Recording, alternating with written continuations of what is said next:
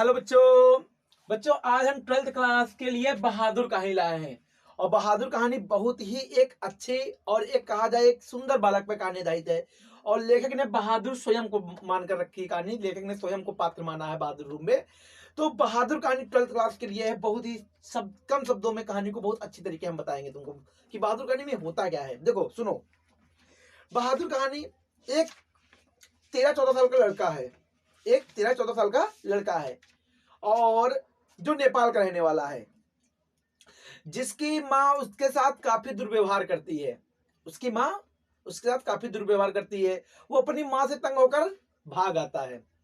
क्या होता है भाई, वो गांव गांव छोड़कर भाग आता है। नेपाल का रहने वाला होता है।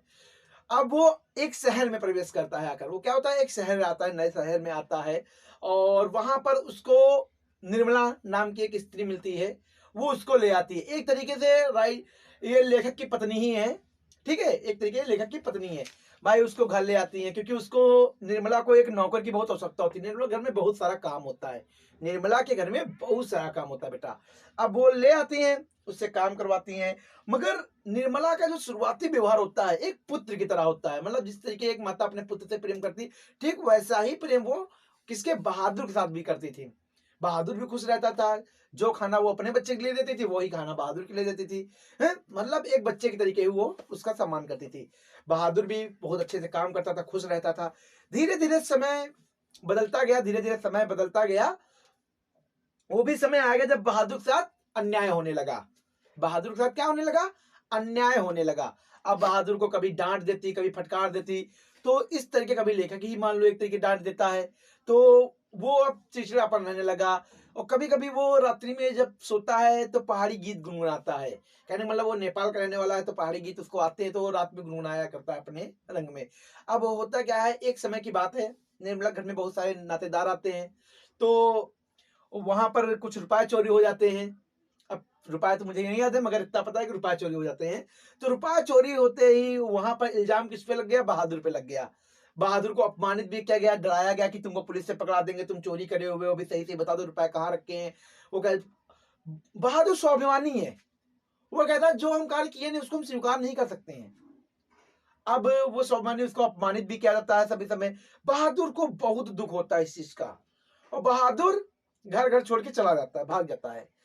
अब होता क्या है कि निर्मला काफी ढूंढती है, उसके घर वाले ढूंढते हैं मगर बहादुर कहीं भी नहीं मिलता है।